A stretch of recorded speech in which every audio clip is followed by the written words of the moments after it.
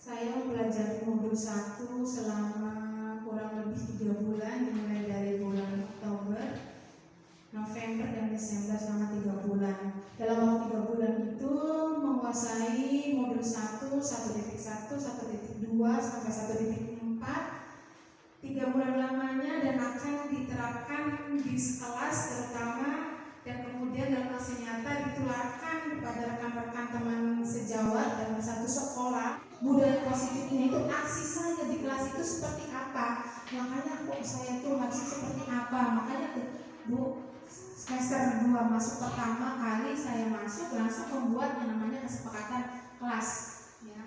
Jadi di sini dijelaskan Bapak Ibu ya, sebelum saya ke contoh penerapan saya di kelasnya. Menurut pemikiran Ki Hajar Dewantara bahwa untuk menciptakan murid yang merdeka, syarat utamanya adalah harus ada disiplin yang kuat.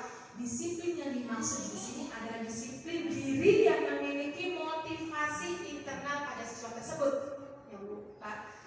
Motivasi perilaku manusia ini menurut Ian Gosser ini ada 3 alasan kenapa motivasi perilaku manusia diantaranya. 1, untuk menghindari ketidaknyamanan atau hukuman, untuk mendapatkan imbalan atau penghargaan, dan untuk menjadi orang yang mereka inginkan serta bisa menghargai diri sendiri dengan nilai-nilai yang mereka percaya. Nah, perubahan paradigma menurut Dr. William Glasser dalam teori kontrol, Bapak Ibu ya, untuk meluruskan miskonsepsi tentang kontrol, yaitu ilusi guru mengontrol murid, ilusi bahwa semua penguatan positif efektif dan bermanfaat, ilusi bahwa kritik dan membuat orang merasa bersalah dapat menguatkan karakter, ilusi bahwa orang dewasa memiliki hak untuk memaksa.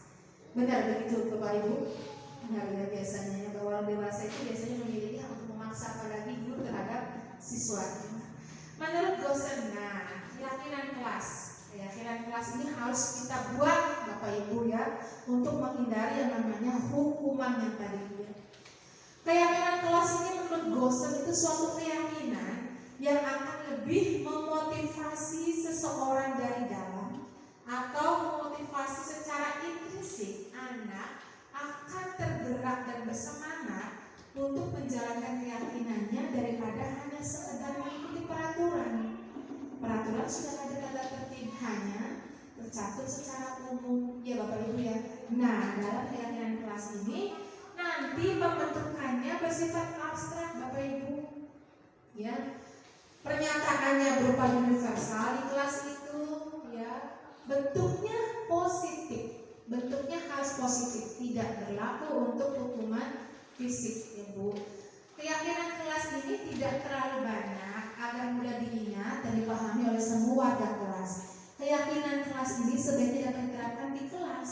Dan semua warga kelas ikut andil dalam membuat keyakinan kelas melalui curah pendapat.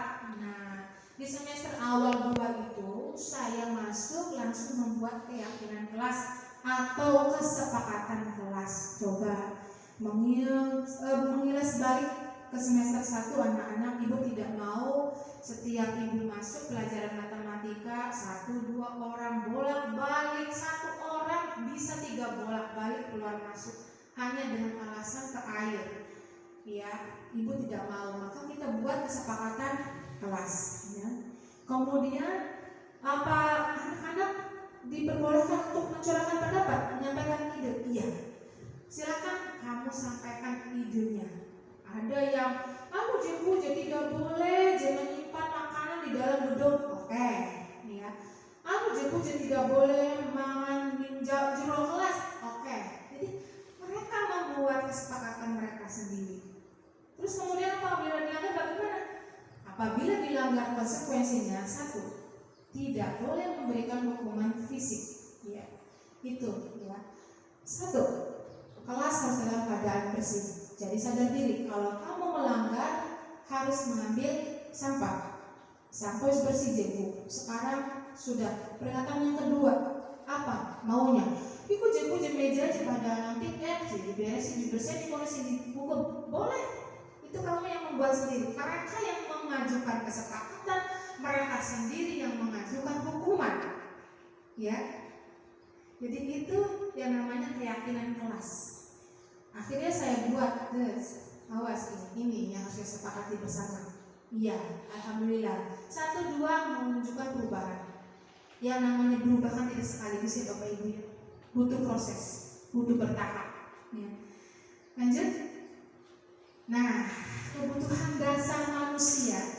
Kebutuhan dasar manusia ini menurut teori hierarki ya, ada 5 Bapak Ibu ya. Ada aktualisasi diri, ada harga diri, ada kebutuhan sosial, ada kebutuhan rasa aman, dan kebutuhan fisik. Dikulik satu persatu Bapak Ibu. Kebutuhan dasar manusia itu yang kebutuhan bertahan hidup, kebutuhan secara fisiologis untuk bertahan hidup, misalnya kesehatan, rumah, makan. Kemudian kebutuhan yang kedua adalah kebutuhan cinta dan kasih sayang, merupakan kebutuhan psikologis, kebutuhan untuk mencintai, ya, memberikan, menerima atau memberi dan kasih sayang menjadi bagian dari kelompoknya. Kemudian penguasaan ini adalah kebutuhan untuk mencapai sesuatu. Ya. Biasanya anak-anak ini merasa ingin diakui ibu bapaknya. Jangan apa, jangan. Nah itulah mereka butuh kebutuhan penguasaan.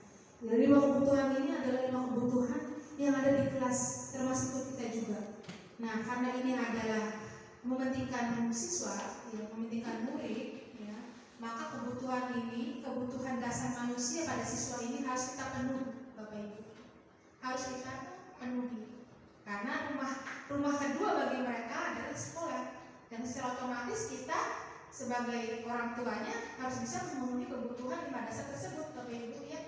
Kemudian kebutuhan yang keempat adalah kebutuhan kebebasan. Kebutuhan kebebasan ini adalah kebutuhan akan kemandirian, otonomi, mengendalikan arah hidup seseorang. Nah, anak-anak itu yang suka banyak bergerak, suka mencoba-coba, ya, tidak terlalu terpengaruh oleh orang lain, senang mencoba hal yang menarik. Nah, itulah anak butuh suatu kebebasan. Jadi, pengennya apa? Belajar pengennya ngomong baik, sok jelaskan bisa beli. Nah, kalau di kelas 6 saya katakan seperti itu. Dia itu sebetulnya butuh suatu kebebasan, saya paham gitu ya. Kemudian kesenangan, pengennya dolan baik. Di jero kelas Bapak ya, pengennya jahit batur. Dia butuh kebebasan, kesenangan, suatu kesenangan supaya dia bisa bermain dan tertawa, ya.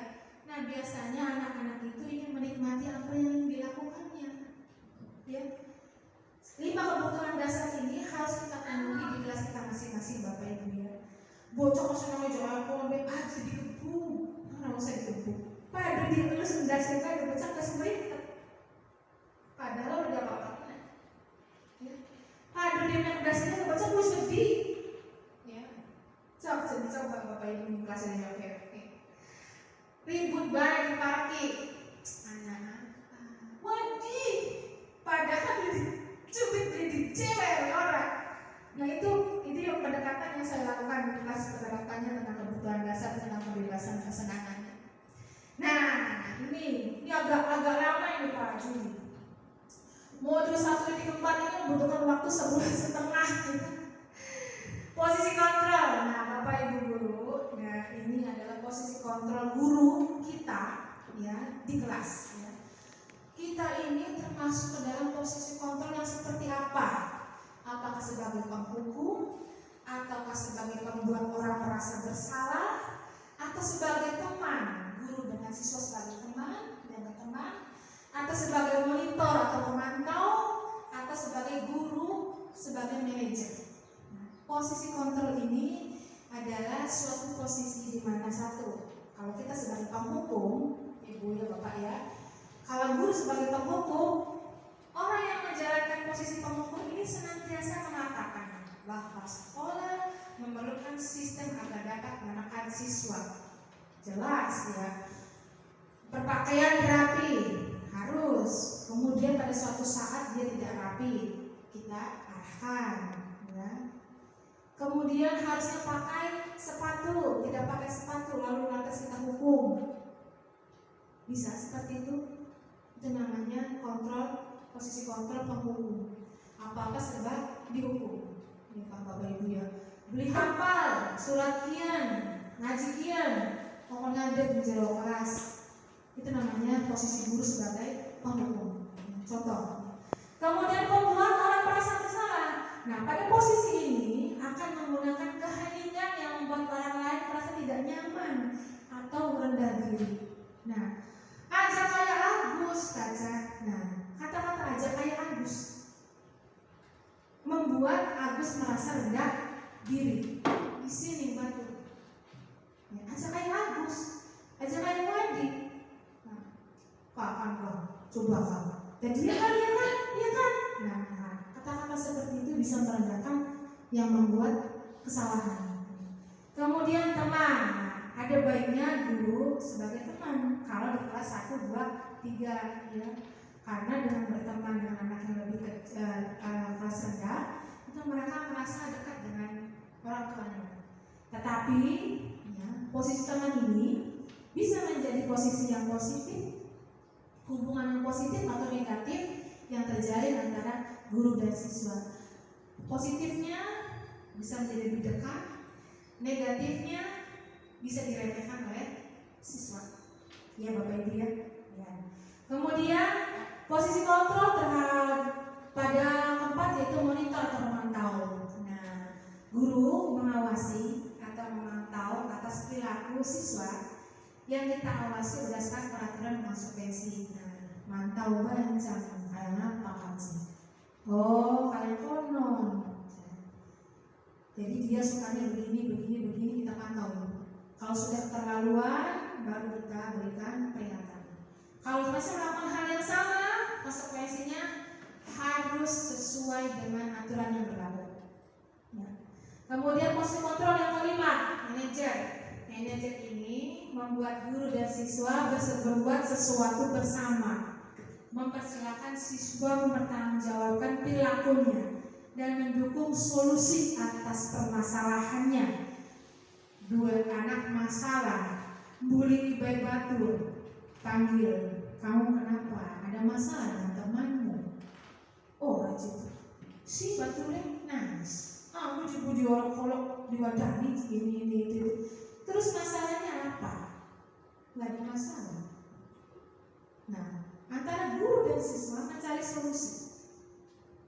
Kenapa kamu bisa seperti itu terhadap teman? Kalau kamu dibegitukan lagi, mau tidak? Tidak mau. Lantas kemudian bagaimana solusinya kalau seperti itu?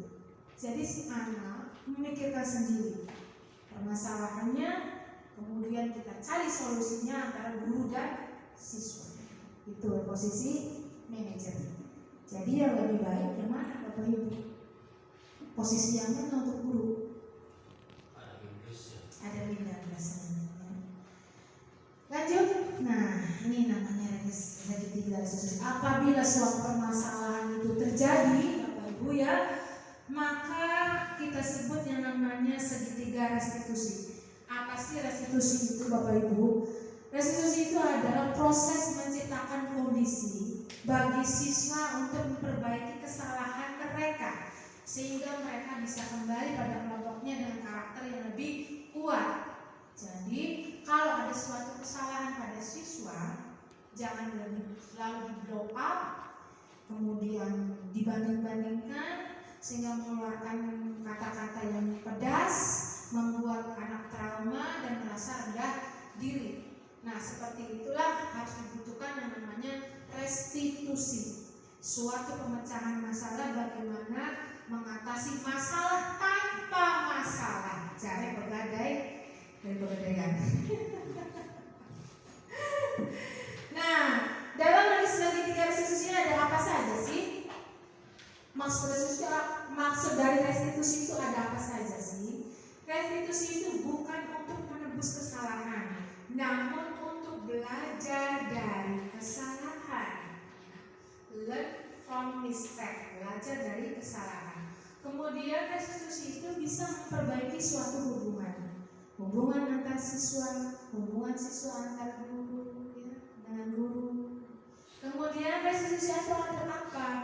Restitusi itu adalah tawaran, bukan paksaan, bukan memaksakan kehendak. Kalau dewasa tadi yang awal kan, yang namanya orang dewasa itu selalu memasang kehendak. Nah, di sini adanya restitusi, tidak berupa paksaan, tetapi merupakan tawaran. Kemudian restitusi itu menuntut untuk melihat ke dalam diri kita. Restitusi itu mencari kebutuhan dasar yang mendasari tindakan. Ya, seperti tadi itu saya tanyakan, kenapa sih suka membuli? Itu dasarnya apa?